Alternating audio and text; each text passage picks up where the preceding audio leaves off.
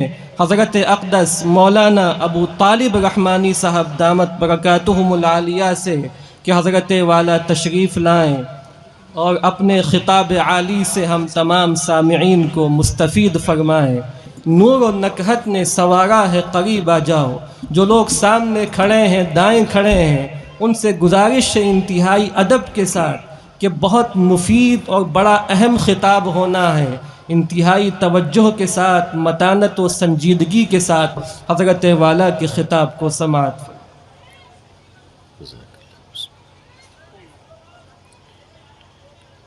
अस्सलामु अलैकुम वरहमतुल्लाहि वबरकातुह।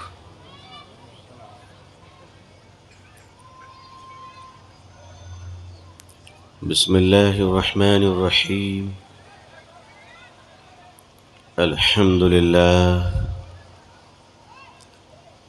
अल्हम्दुलिल्लाहि वकफ़ा वसलामुन अला इबादिहिल्लज़ीना इस्तफ़ा अम्मा बअद। अल्हम्दुलिल्लाहि रब्बिल आलमीन वल आक़िबतु लिलमुत्तक़ीन वस्सलातु अला रसूलिही मुहम्मदिन व अला आलिही व अस्हाबिही अजमईन। रब्बि इश्रह ली सदरी व यस्सिर ली अमरी वहलुल उक़दतम मिन लिसानी यफ़क़हू क़ौली। रब्बि यस्सिर व ला तुअस्सिर वतम्मिम बिल खैर। रब्बि ज़िदनी इल्मा रब्बि ज़िदनी इल्मा अल्लाहुम्मा रब्बि ज़िदनी इल्मन व अल्हिक़नी बिस्सालिहीन। फ़अऊज़ु बिल्लाहि मिनश शैतानिर रजीम। बिस्मिल्लाहिर रहमानिर रहीम।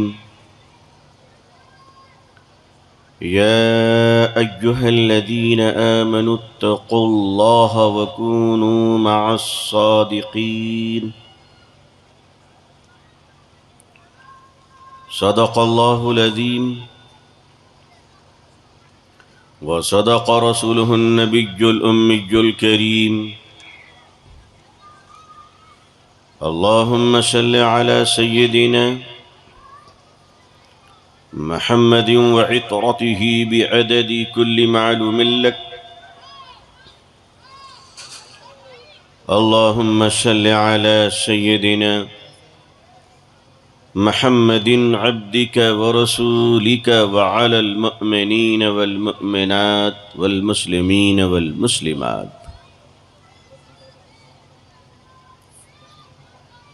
हज़रात उलमाए किराम, बुज़ुर्गान मुहतरम, नौजवानान इस्लाम, अज़ीज़ान गिरामी, सामिईन इज़ाम, अमायदीन इलाक़ा, पर्दह नशीं ख़वातीन उम्मत इस्लामिया,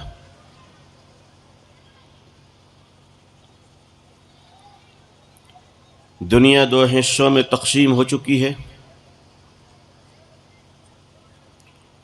और अब कोई छुपा भी नहीं है और कोई खुल जाए तो कोई गिला भी नहीं है। हम शुक्रगुज़ार हैं ज़ालिमों तुम्हारे भी कि सर हमारा कटा मगर चेहरा तुम्हारा बेनकाब तो हुआ।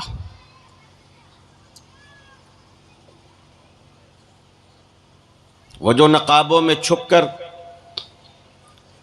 दुनिया में बहुत सारे हमारे हमदर्द बैठे हुए थे, मैं कहा करता था ना, ज़रा कोई अच्छा सपेड़ा तो आए जो बांसुरी बजा ले। सपेड़ा को बांसुरी बजाने तो दो, दीवारों से सांप निकलेंगे, छतों से सांप निकलेंगे। अज़ीज़ान मिल्लत, ये दुनिया बहुत भाई बनती है लेकिन हम बड़े भोले हैं, हम कभी ये नहीं पूछते हैं कि भाई तो हो लेकिन हाबिल हो या काबिल हो। वो भी भाई थे। अजीजान मिल्लत, अमन और सलामती सर आंखों पे है, लेकिन अगर ईमान, इज्जत व आबरू को देकर अमन खरीदना होता तो क्या करबला में इमाम हुसैन से ज्यादा अक्ल हमारे पास है? अमन और सलामती और शांति ये हमारे खून में शामिल है, इसलिए कि हम जिस धर्म को मानते हैं उसका नाम ही इस्लाम है और इस्लाम का मतलब सलामती है। लेकिन सलामती को इंप्लीमेंट करने के लिए, पीस की इन्वायरमेंट को मेंटेन करने के लिए, अमन व अमान को कायम रखने के लिए कभी कभी शरीफों को आगे बढ़कर जालिमों के जबड़े तोड़ने पड़ते हैं। अमन को कायम रखने के लिए जालिमों की कलाइयां मरोड़नी पड़ती हैं। अगर मुझ जैसे तालिब इल्म को यह पूछा जाए कि 2 लफ्जों में इस्लाम बयान करो, तो मुझ जैसा कम पढ़ा लिखा इंसान 2 लफ्जों में सिर्फ इतना ही इस्लाम बयान करेगा कि इस्लाम चाहता यह है कि मजलूम का सर झुका ना हो, जालिम का सर उठा ना हो। माशरा चोरों को, उचक्कों को, डाकुओं को, जालिमों को, कातिलों को पनाह देकर नहीं मना करती है, बल्कि माशरा जालिमों को जुल्म से रोककर, कातिलों को कत्ल से रोककर, बलात्कारियों से मानवता की बहु बेटियों को बचाकर, अपनी बेटी नहीं पूरे समाज की बेटियों को बचाकर, तब जाकर समाज बनती है, तब जाकर माशरा बनता है, तब जाकर सोसाइटी बनता है। और जब सोसाइटी बनती है तब अच्छे समाज और अच्छे सोसाइटी और माशरे के लोग फिर एक अच्छा मुल्क बनाते हैं, और फिर मुल्क की आबो हवा बनती है, फिर मुल्क की फिजा बनती है, फिर मुल्क का माहौल बनता है, फिर वो देश पूरी दुनिया में अपने नामो निशान को ऊंचा करता है। कलियां जब चटक कर फूल में तब्दील होती है तो उसके शौक और रंगों से हमारी निगाहें महजूज हुआ करती हैं। हम जानते हैं, और यह मुसलमान खूब अच्छी तरह जानता है, कि उसे समाज में शांति किस तरह लानी है।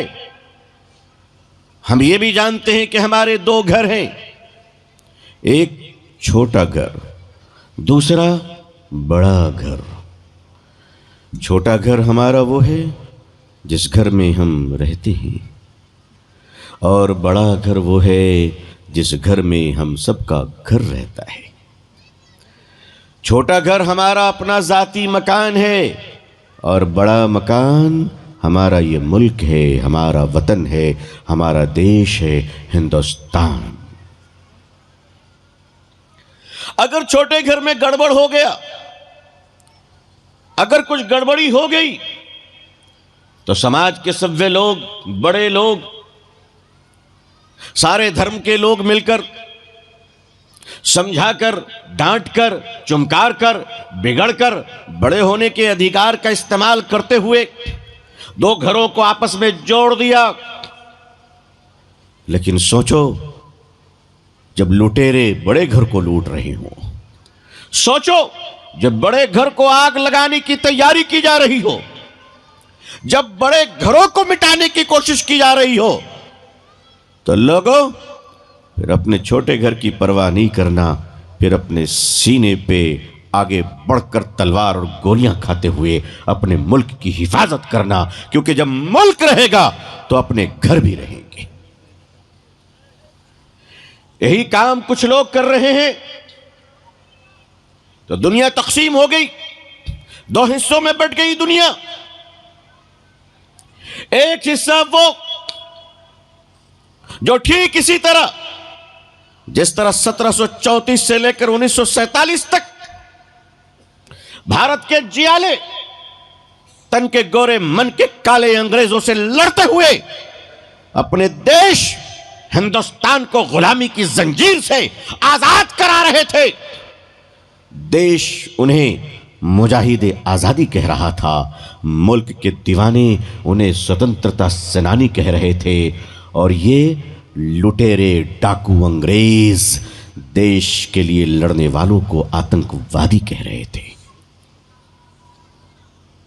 ये परिभाषा, ये इस्तिलाह, ये बातें आज कोई नई नहीं है। हर चोर की नजर में शरीफ आदमी चोर हुआ करता है। हर गंदी और बदचलन औरत समाज की हर बेटी को अपने जैसा समझती है। इस दुनिया में वो ताकतें भी हैं। हमें मत बताओ भारत के किसान गेहूं उगाकर अपना पेट पालते हैं, चावल बेचकर अपना पेट पालते हैं, आलू और टमाटर बेचकर पेट पालते हैं, लेकिन बताओ दुनिया की बड़ी ताकतों से मैं पूछता हूं, तुम क्या बेचकर पेट पालते हो? दुनिया जानती है तुम बारूद बेचकर पेट पालते हो, हथियार बेचकर पेट पालते हो, गोलियां बेचकर पेट पालते हो। वो हमारे बच्चे हैं जो रोटियां खाकर जिंदा रहते हैं। जालिम, तू किस इंसान की औलाद है कि जब तक लाशें नहीं देखता है तुझे अमन चैन नसीब नहीं होता। आज वो लोग दुनिया को शांति का संदेश दे रहे हैं जिनका कारोबार ही है मारने वालों कातिलों को हथियार बेचना और मरने वालों को कफन बेचना। इधर भी बेचते हैं, उधर भी बेचते हैं, हथियार भी बेचते हैं, कफन भी बेचते हैं। पानी के नलों को उजाड़कर पानी का बोतल बेचते हैं। लेकिन यह समाज नफरत की बुनियाद पर अपनी हकीकत को भी समझने को तैयार नहीं है। बाज लोगों को बात से नफरत है, बाज लोगों को बात से तकलीफ है, इसलिए कि नैरेटिव बनाई गई है, नफरत का माहौल बनाया गया है। सुन लो मेरी कौम के बुजुर्गों और बच्चों, नौजवानों भी सुन लो, मेरे देश की प्रिय जनता भी सुन ले। ऐ हिंदुस्तान, ऐ मेरा महबूब वतन भारत और भारत के बसने वाले इज्जतदार माए और बहने, सारे धर्म और समाज के लोगों, एक बात सुन लेना और अच्छी तरह सुन लेना। ये बात मैं तुम्हें कहकर जाता हूँ। हज़रत निज़ामुद्दीन औलिया रहमतुल्लाह अलैह ने उफ़ो दरगुज़र का दर्स क्षमा करुणा माया पढ़ाते हुए आपने अपने शागिर्द से फरमाया था कि बेटा, अगर कोई शत्रु, कोई दुश्मन तुम्हारे लिए रास्ते में कांटे बिछाए तो फरमाया कि सिंपल, इसका अगला जुमला बड़ा सिंपल है लेकिन उसके बाद बड़ी गहरी बात है। फरमाया बेटा, अगर तुम्हारे लिए कोई जमीन पर नफरत के कांटे बिछा दे, दुश्मनी के कांटे बिछा दे, तो इस देश के महान सूफी, अल्लाह के बहुत महबूब बंदे, महबूब इलाही हज़रत निज़ामुद्दीन औलिया रहमतुल्लाह अलैह फरमाते हैं कि बेटा, अगर तुम्हारे लिए कोई रास्ते में कांटे बिछा दे तो जवाब में, बदले में तुम भी उसके लिए कांटे मत बिछाना। क्यों? आगे फरमाते क्यों? कहा अगर तुम्हारे लिए कोई कांटा बिछाए तो जवाब में, नफरत के बदले नफरत में तुम कांटे मत बिछाना, वरना आज तुम्हारे दुश्मन को तकलीफ हो रही है। अगर तुमने भी कांटे बिछाने शुरू कर दिए तो अल्लाह की ये प्यारी धरती कांटों से भर जाएगी। हर आदमी जब कांटे बिछाएगा और कोई कांटा उठाने वाला नहीं होगा तो सुनो, आज अगर मुझे तकलीफ होगी तो कल तुम भी रास्ते पे चल नहीं पाओगे, क्योंकि नफरतें जात नहीं पहचानती हैं, नफरतें धर्म नहीं पहचानती हैं, नफरतें भाषा नहीं पहचानती हैं, नफरतें इलाके नहीं पहचानती है। आग की लपेट में आओगे, आग जला देगी। नफरत की लपेट में आओगे, नस्लें तबाह हो जाएंगी। आज हमारे पास, हमारे सामने बड़ी चैलेंजेस हैं, और स्पेशली मुसलमानों के सामने बड़े चैलेंजेस हैं। और जानते हैं क्यों है? गाड़ी के स्टीयरिंग पे किसी दीवाने को नहीं बिठाया जाता है, ड्राइविंग जानने वाले को बिठाया जाता है। और वो ड्राइवर कह सकता है कि रास्ता सही नहीं है, मगर चैलेंज है, गाड़ी को चलाना है। कहा कि तभी तो तुम्हें अच्छा ड्राइवर कहते हैं। मुसलमानों, तुम्हारे सामने चैलेंज इसलिए है कि अल्लाह ने तुम्हें इस जमीन का इमाम बनाया है। आप अपने आप को हल्के में मत लीजिए। अगर मैं बोल भी दूं तो भी मत लीजिए, मेरा काम तो बोलना है ही है। आप अपने आप को हल्के में मत लीजिए। हर चीज का बदला उसी से नहीं हुआ करता। एक आदमी कह रहे थे, लोहे को लोहा काटता है, गंदगी को गंदगी काटती है, बदबू को बदबू काटती है। पीछे से कुत्ता आया, उसको काट लिया। दुनिया ने कहा वाह, कुत्ता भी कुत्ती को काटता है। नहीं, हर शय को हर शय से तकाबुल नहीं है। अंधेरे को हमें रोशनी से खत्म करनी है। दुनिया की सारी साइंस इस बात पर मुत्तफिक है। पहले इस लॉजिक को समझ लीजिए। अल्लाह मुझे तौफीक दे कि मैं ये बात क्लियर कर सकूं आपकी खिदमत में। पूरी दुनिया की साइंस इस बात पर मुत्तफिक है कि डार्कनेस, अंधेरा, ये किसी शय का नाम नहीं है।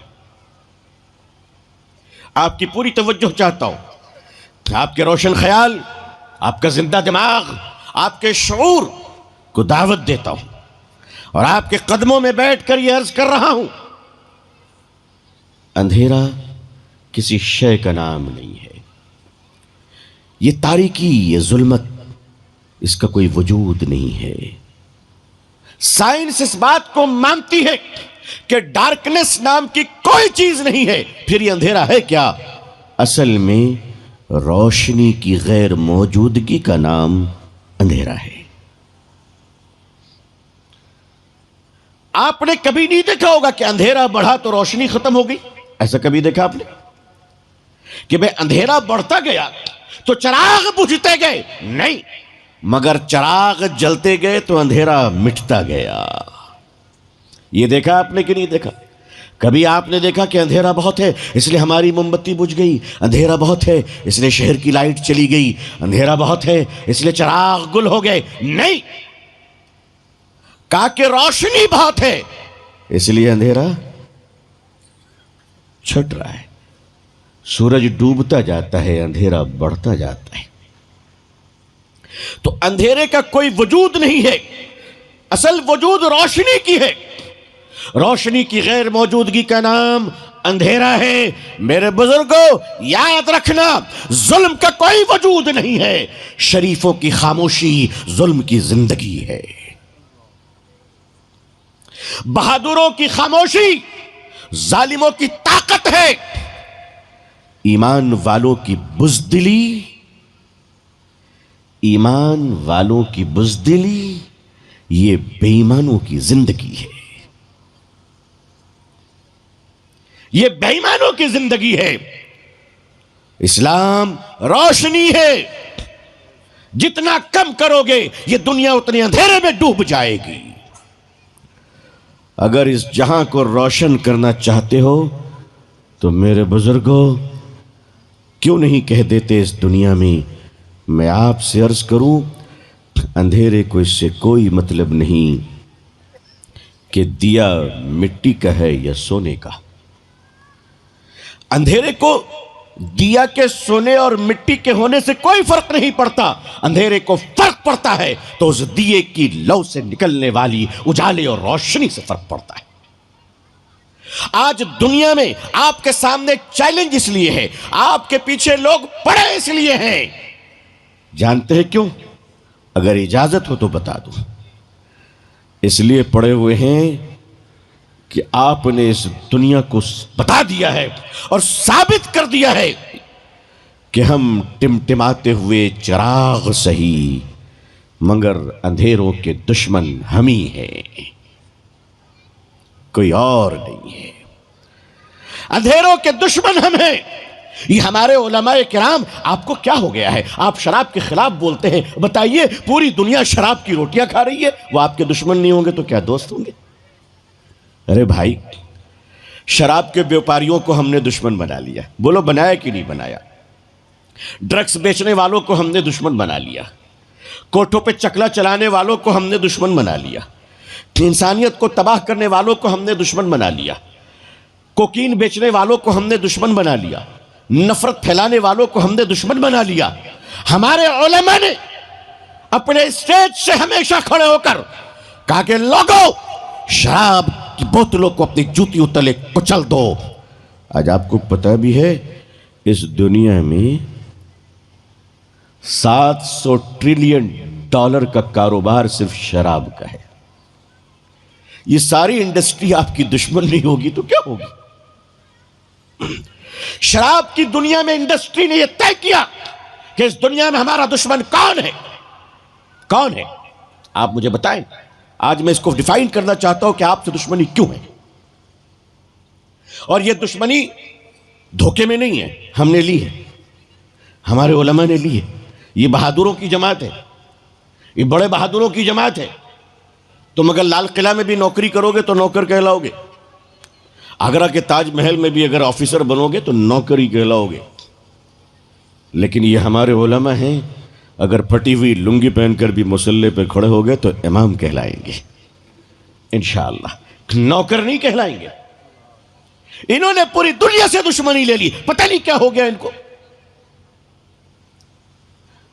आज इंटरनेट की दुनिया में गंदगी का समंदर बह रहा है। उस समंदर का इस दुनिया में अगर दुश्मन है, मुसलमानों इस मजमे में ईमानदारी से बताओ कि वो अकेला दुश्मन कौन सी कौम है जो उसके खिलाफ बोलती हो? बताइए आप मुझे। अरबों खरबों का कारोबार चल रहा है। ये ड्रग्स बेचने वाले कई कई हजार करोड़ के ड्रग्स हमारे डिपार्टमेंट वाले, पुलिस वाले पकड़ते रहते हैं बेचारे। अल्लाह उनका भला करे। वो पकड़ तो लेते हैं, किधर जाता है वो मुझे नहीं मालूम, वो गवर्नमेंट को मालूम होगी, वो सरकार जानती होगी किधर जाती है। आपने इन सब से दुश्मनी ले ली। मतलब ये कि ये गिरा पड़ा मुसलमान ही सही, मगर दुनिया के अंधेरों का ये वाहिद दुश्मन है। ये गिरा पड़ा मुसलमान ही सही, मगर इस दुनिया में चिराग जलाने की हिम्मत आज इन्हीं के अंदर है। मैं रामपुर के मुसलमानों, मैं आपको एक दावत देना चाहता हूं कि आप खड़े हो जाइए और सिर्फ अपनी बेटी की इज्जत नहीं बल्कि समाज की बेटियों की इज्जत करने का ऐलान कर दीजिए। मैं आपको पूछना चाहता हूं, मैं आपसे पूछना चाहता हूं, हम लोग इस देश में रहते हैं अल्हम्दुलिल्लाह, है ना? हमारी अपनी कोई जिम्मेदारी है। अब मैं आपके दर्द दिल से पूछना चाहता हूं कि मेरी कौम के लोगों ये बताओ, अभी चंद दिनों पहले हमने देखा कि कपड़े में लपेट के दो आदमी एक लाश को टांग कर ले जा रहे थे। अभी देखा ना, चंद दिनों पहले, एक आध हफ्ते पहले की बात है। बताया यह गया, मुझे खबरों के जरिए से, हमें न्यूज के जरिए से यह मालूम हुआ कि उस बेचारे के पास पैसे नहीं थे। मैं जाहिर है कि उस पर एक्शन डिपार्टमेंट ने लिया होगा, हॉस्पिटल ने अपनी सफाई दी होगी, जो भी हो, मैं उस तरफ नहीं जाना चाहता। मैं सिर्फ इतना पूछता हूं कि जब एक गरीब अपनी लाश को कांधे पे ढोकर ले जा रहा था, कौन कहां था मुझे नहीं मालूम। मैं सिर्फ इतना पूछता हूं, मुसलमानों तुम कहां थे? तुम कहां थे? तुम्हारा ज़मीर क्यों नहीं जागता?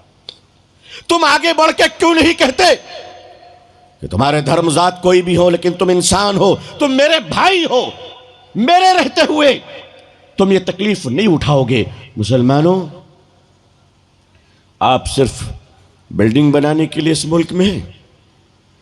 मानवता की तामीर और इंसानियत के अखलाक की तामीर की हिफाजत कौन करेगा?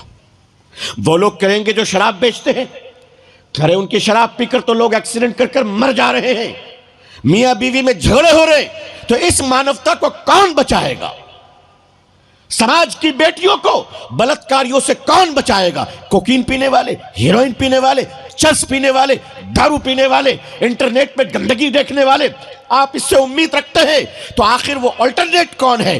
कह क्यों नहीं देते कि वो अल्टरनेट इस मुल्क का मुसलमान है जो आगे बढ़कर माँ बहन की इज्जत की हिफाजत को अपना धर्मी कर्तव्य समझेगा। इंशाअल्लाह ये जिम्मेदारी आपकी है। जब आप अपनी जिम्मेदारियों में कमजोर होते चले जाएंगे, इज्जतें कम होती चली जाएंगी। आपने चंद साल पहले, 5-7 साल पहले सुना होगा, एक 7 साल की छोटी बच्ची आदिवासी भूख से मर गई, भात भात कहते हुए दम तोड़ गई। मुझे नहीं मालूम कि उस इलाके के डीएम साहब ने क्या फरमाया, एसपी साहब ने क्या एक्शन लिया, फूड मिनिस्टर ने क्या कहा, फूड ऑफिसर पर क्या एक्शन हुए, मुझे इन सब से कोई लेना देना नहीं। मैं पूछता हूं कि जब 7 दिन तक वो बच्ची तड़प रही थी, मुसलमानों ये बताओ कि तुम कहां थे? मैं आवाज तुम्हें दे रहा हूं, मेरी कौम के लोगों तुम कहां थे? जरा याद कीजिए, नबी करीम सल्लल्लाहु अलैहि वसल्लम, सारा मजमा कहे सल्लल्लाहु अलैहि वसल्लम, सल्लल्लाहु अलैहि वसल्लम, अल्लाह के आखिरी नबी हुजूर नबी करीम सल्लल्लाहु अलैहि वसल्लम मदीने में तन्हा गश्त कर रहे हैं। सूरज ढलने वाला है, अभी शाम हुई नहीं, रोशनी थोड़ी बाकी है। हुजूर सल्लल्लाहु अलैहि वसल्लम ने क्या देखा?